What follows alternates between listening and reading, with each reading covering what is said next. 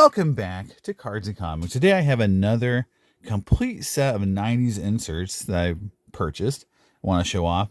It's a great set. It's a refractor set from the 90s. It's probably one of the most colorful sets, and it has a very common theme. So, from the last set I talked about, and it's the fact that it could have been one of the all-time great sets, but how it was designed created sort of limitation just because of how they set it up. So I'll talk about it in a minute when I show off the cards, but just know that it's still a really great set, but it could have been so much better. And I'll talk about why it's not. So the set I'm going to be showing off is the 1999 Topps Stadium Club All-Etch refractor set. These were one per box. So that is a pretty cool and pretty rare set.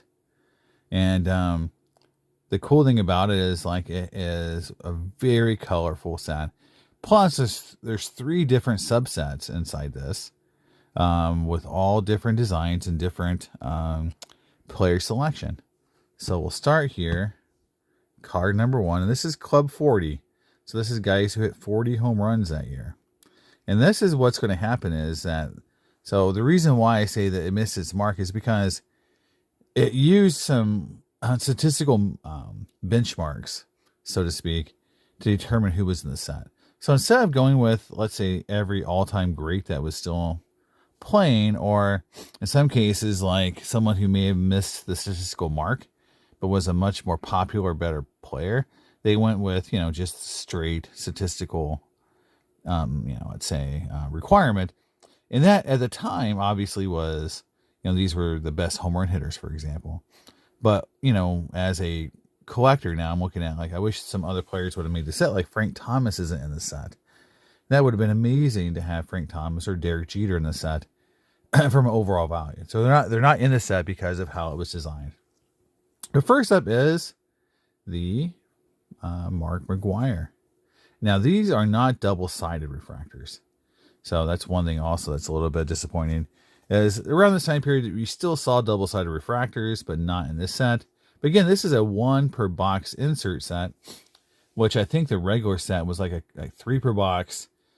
So you get the regular version and you get the refractor 1 per box. So this is not the rarest of the inserts because I believe this is series 1, which you had also the hall, called the Hall or something like that.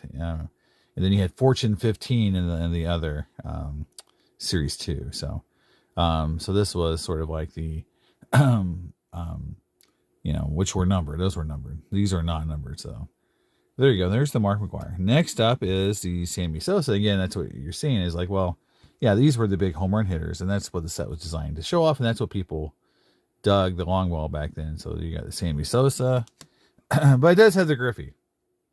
I do have a PSA 9 in this card, but it's a beautiful card, and I probably should get it graded just to have it graded, and probably trade it or sell it off at some point. But there you go. Now, again, I have the whole set, so the good thing is having 2 of these, I can at least keep the set together and not have to raid my Griffey collection to have this card in it, so I can just keep it in the set. So I might get it graded just to have it graded, but it's still a beautiful card. And there's the back. Again, it shows you where he was 56 home runs that year. Pretty crazy. All right. Next up is Greg Vaughn, and so this is where it starts. You're going to see some players. You're like, oh, yeah, I wish it was Frank Thomas. It's Greg Vaughn. Sorry, got to get them all the right orientation here. Albert Bell. Again, this is Albert Bell with the Orioles. Albert Bell. So not even an Indian Albert Bell. Vinny Castilla.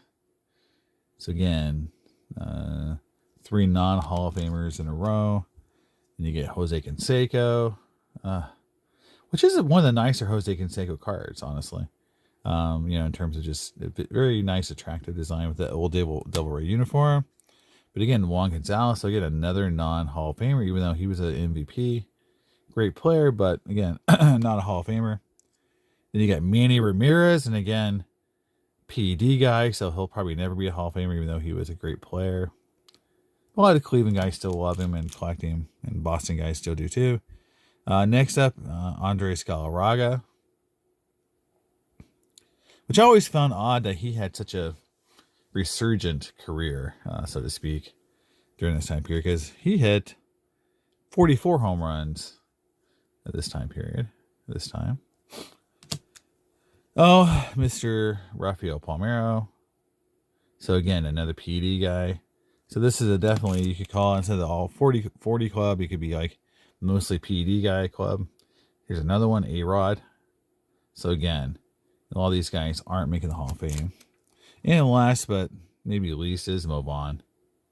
And again, this is not even Boston Red Sox Mo Vaughn. This is Angels Mo Vaughn with those ugly hats. And then he obviously got hurt and really never had much of a career after this card was made. All right, so that was the 40 home run club. Next up is the rookies. And so for anyone who knows what happened to 99 rookies, they all sort of fizzled out. So you don't really, I don't think there's a single Hall of Famer in here, but you got Eric Chavez. Again, great color match. Again, the design of the card is pretty awesome. So if there was a Hall of Fame rookie card in here, that would have been amazing. But unfortunately, it just didn't work out that way. We got Eric Chavez with kind of a color match, which is really nice looking. We got Gabe Kapler, who may make it as a manager. I don't know. But there he is as a rookie or as a young star. Calvin Pickering, again, not a star. Ruben Mateo, again, I think he was an okay player. Roy Halladay, okay, so there is.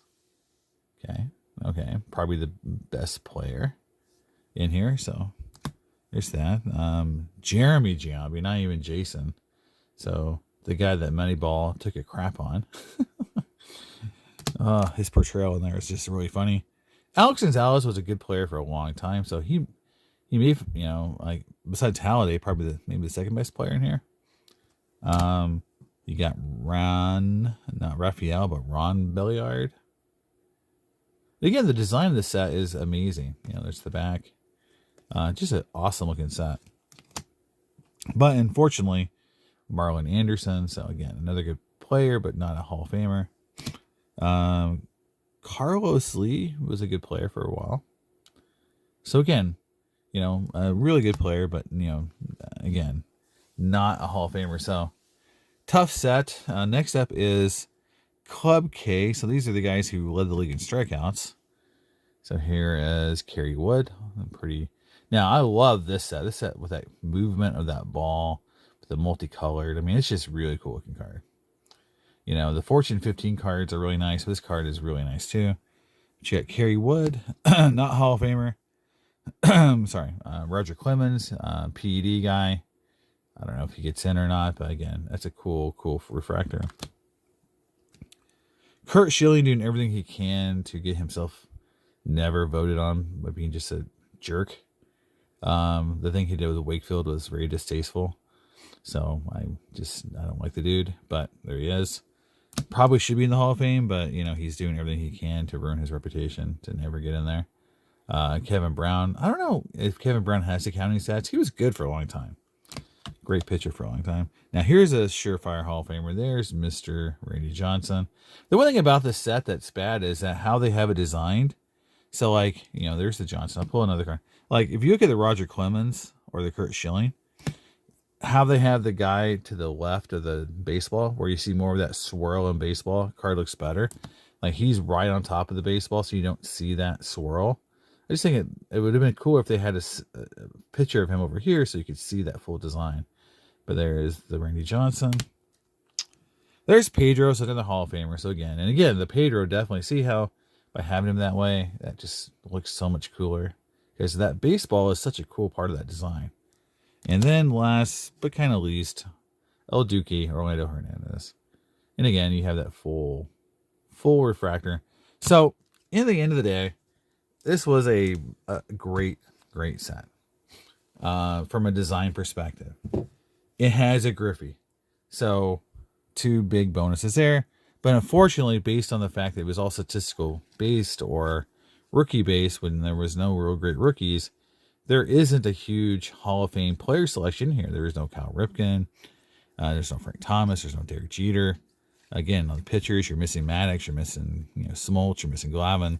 You're missing a lot of the best players from that era because of it. So, but I love this set. It's such a great design. They did such a good job. So, from that perspective, I was really happy to pick it up. I honestly picked it up for the price of what the Griffey costs alone anyway. So it's kind of like I got all the other cards thrown in for free based on what I paid for it. So there you go. Not a bad pickup, and I'll keep it together because I think it's a great set. And again, I already have the Griffey already in my collection, so I can just keep him in the set. May get him graded anyway just to see what it comes back. But there it is, guys. Let me know what you think about this set.